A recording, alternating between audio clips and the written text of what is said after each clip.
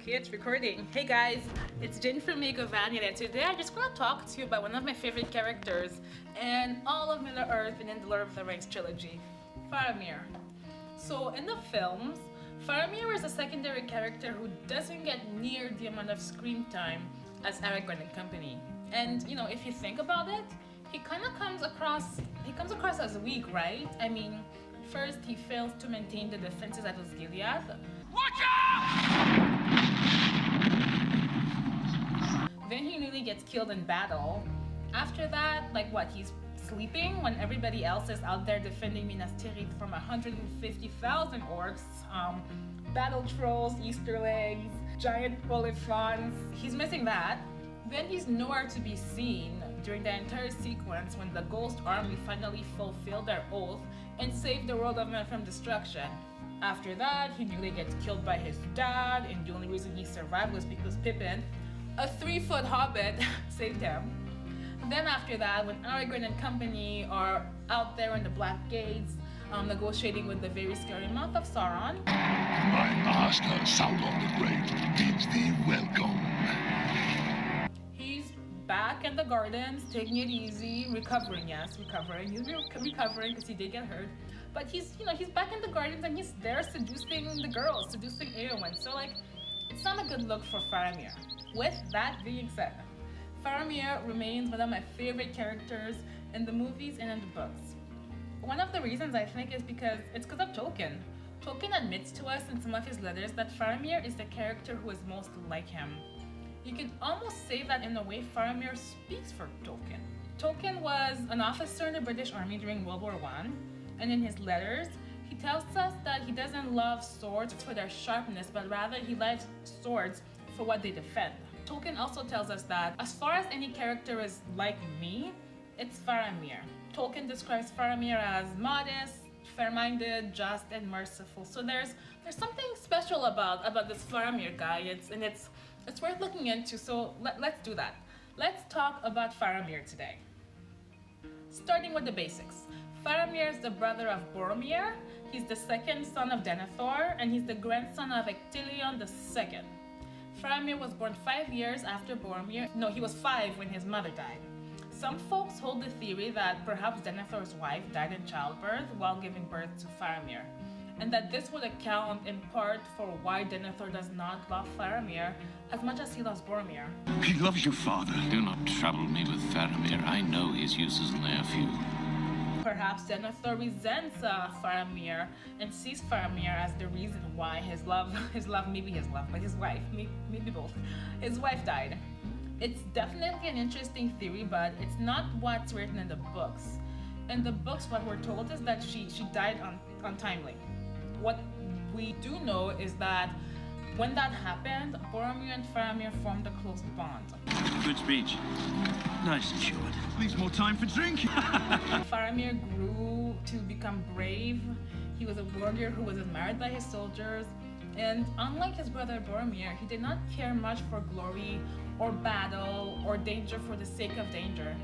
Instead, he was of gentle nature. He cared about books and wisdom, and I kind of look at it this way. I see Faramir as the Odysseus of Middle-earth. Those fantastic attributes, he did not pick them up from Denethor. Denethor is scary. He picked them up from good old Gandalf himself. Gandalf used to visit Minas Tirith every now and then to make sure that things were going well, to see what's up, and I'm pretty sure he also visited to make sure that Denethor didn't lose his shit and burn the place to the ground, because Denethor is not the most stable of guys. Faramir and Gandalf cannot develop the bond, and that's why in the Return of the King you see that Gandalf really cares about Faramir, and he wants Faramir to live. Sorry, I had to pause and readjust my camera.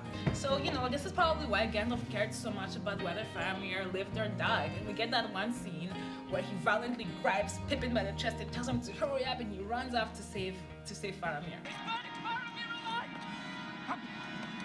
Before that, we see Faramir disobey his father's orders to maintain the defenses of Gondor, which at that point was a suicide mission. And it was also one of the few scenes where even the only scene that we see Gandalf visibly upset and feeling hopeless. Some of you guys might know that Gandalf personifies hope, and I will make a video about that, about Gandalf and how he represents hope, but it is not this day. Today we will continue to focus on Faramir. So anyways, Faramir's gentle nature, if you will, and admiration for Gandalf really pissed off his father.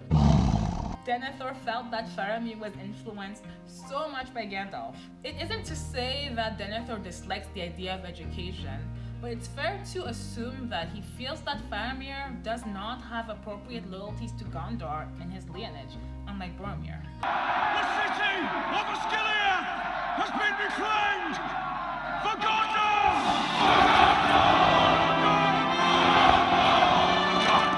Although Denethor grew cold and very scary and clearly favored Boromir over Faramir, there was no rivalry between the two brothers. Denethor was always his helper and protector, and you can kind of compare their relationship to John F. Kennedy and Bobby Kennedy.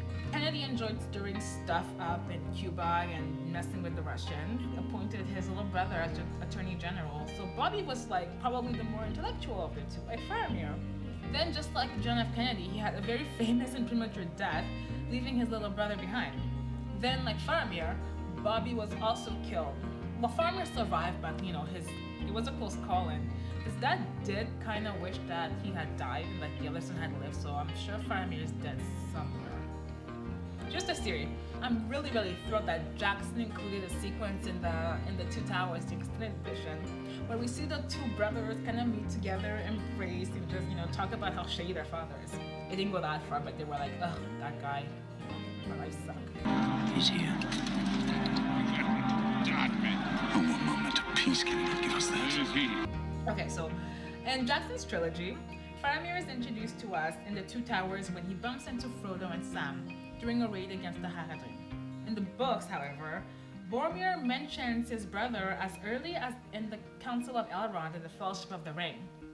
Boromir tells us about a series of dreams that he and Faramir were having, urging them to go to Rivendell and figure something out because something wasn't going well.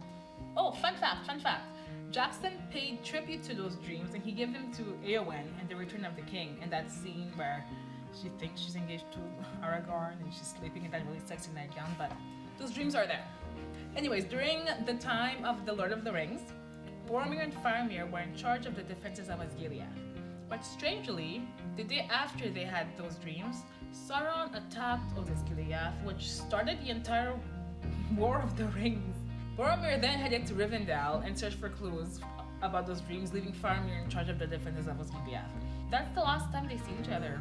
Faramir never hears from Boromir again after that. Then a few years later, he hears the Great Horn and he sees Boromir's body floating on a boat, and he's like, and his brother died. It's really sad. After discovering the body of his brother, his evil father sent him on an errand to Ithilien to command the Rangers. Ithilien is kind of like a backwater of Gondor with lots of nature and beautiful trees. And Faramir's job was essentially to keep evil things from entering Ithilien from Minas Morgul. Like elephants or whatever. During one of those raids, Faramir finds Frodo, Sam, and Gollum. Assuming that Frodo and Sam are spies, Faramir questions them. Okay, so my battery is about to die and I really want to finish this video because I'm super into talking about Faramir, so let's just continue from here. So after he captures Frodo and Sam, he questions the Hobbit about their errand, which Frodo answers and tells them they met at Rivendell, there was a Fellowship of the Ring, but he kept the details pretty vague, he didn't say that we're trying to save the world. During the questioning, he also denies knowledge of Gollum, but he does reveal that, he was traveling with Aragorn, the future king of Gondor, and Boromir. Faramir then informs Frodo for the first time that, because Frodo didn't know that Boromir is dead. Then after that, Boromir didn't really know what to do with the Hobbit, so he just blindfolds them and leads them to Eneth Anun, which is essentially a hidden refugee base of the Rangers of Ithilien. Eneth Anun is also located near the Forbidden Pool, or the Forbidden Pool is next to there.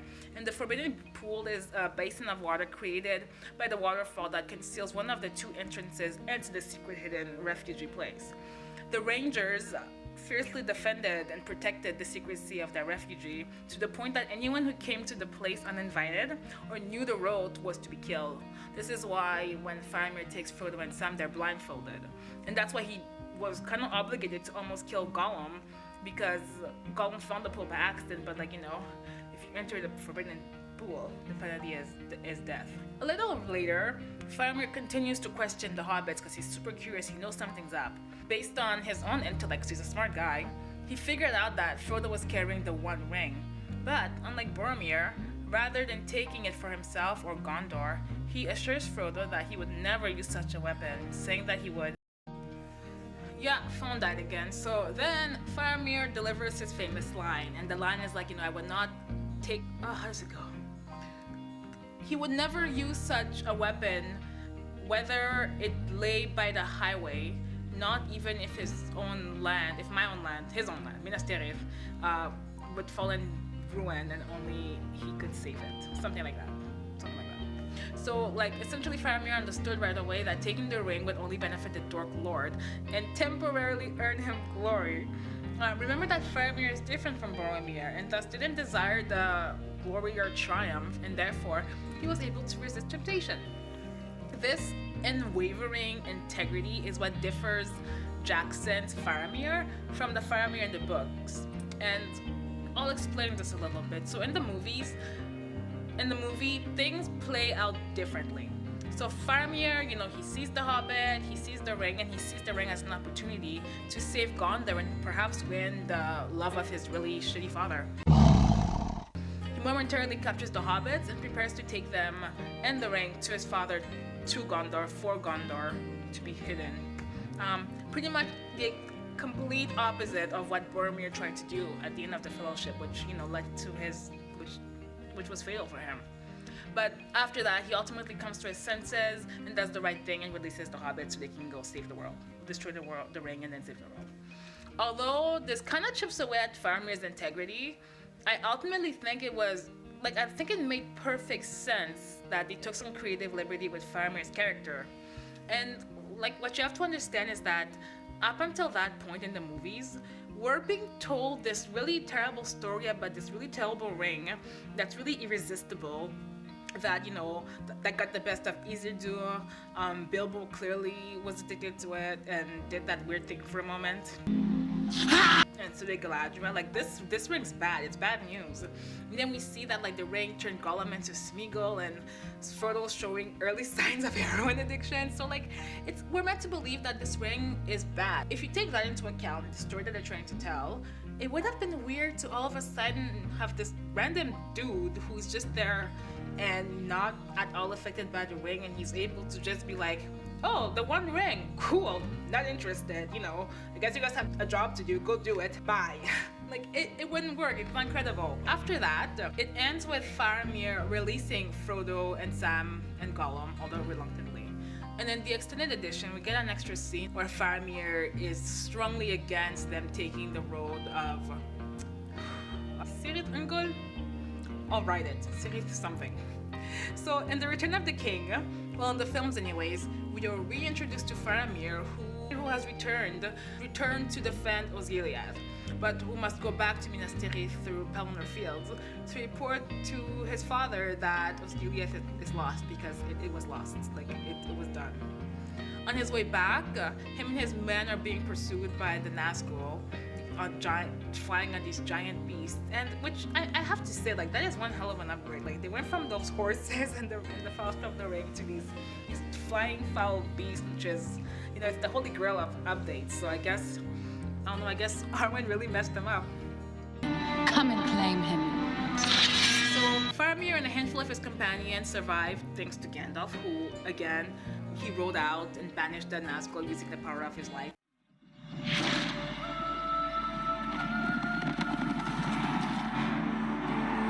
Make a video because there's a significance between Gandalf and light. It is not this thing. When Faramir arrived at Minas Tirith and reported to Denethor and Gandalf of his encounter with Frodo and Sam, Denethor became very, very angry that Faramir let Frodo go, because Denethor being the spectacular dick that he is, encourages Faramir to ride back to Osgiliath to supervise the defenses, which at that point was completely overtaken by Sauron's orcs. It was pretty much a suicide mission. Luckily, Faramir survived, but he was struck down by the Black Death. It's like a serious and often fatal condition after one has had contact with the Nazgul. So Faramir remained out of action for the rest of the movie. Well, not the rest of the movie, but for the rest of the War of the Rings. So he wasn't sleeping, he was really badly hurt, guys. Denethor, however, did not stay out of action, and then all of a sudden he decided to feel suicidal, forgot about the battle going on downstairs, and he decided that this is a good time to burn myself to death and my son because, hey, I love him now, so, you know, sonny boy, let's go die. Luckily again, Faramir was once again saved by Gandalf. And then Denethor accidentally burned himself. And then ran down the citadel and fell off the building, which was really, really quickly. Like, I think he ran like half a mile in like 10 seconds on screen. So I always found that kind of weird, but I guess, you know, who am I to judge how a person behaves when they are inflamed? So after that, Denethor is dead, and then Faramir is taken to the House of Healings, and he's healed by Aragorn after the battle. Faramir spent the rest of the war recovering in the Houses of Healings, where he meets Eowyn, who was also really badly hurt. The two fall in love, and they get married after the war. And you know, I like them two together. Like they're a good pair. I was kind of annoyed a little bit because, you know, Faramir kind of comes across as he's like the rebound, right? But you know, I'll give their love story the benefit of the doubt. And Peter Jackson did shoot a sequence of Faramir and Eowyn's wedding, but they ultimately cut it from the film because they had this thing with too many endings, so you know, they had to decide which ones to keep, and this one got cut. But I would pay good money to get my hands on this footage. Like, I'd love to see that. It must exist somewhere. What we do have is in the extended edition of The Return of the King, there's a sequence of when Faramir and Eowyn meet for the first time, and then like they look at each other, they fall in love. So we do get that. After the War of the Rings, Faramir becomes Prince of Ithilien. He was one of the two chief commanders and the newly crowned king, all of Gondor, I believe. And he was in charge of the eastern borders. Pretty sure. It was also Faramir who defeated the remaining enemies and cleansed the Margot Vale from the remaining evil. That's like that weird place that's really creepy with the radioactive green mist. Faramir's ending to me is a happy one. Yes, you know, his story is sad. He lost his mother, then his brother, then his father.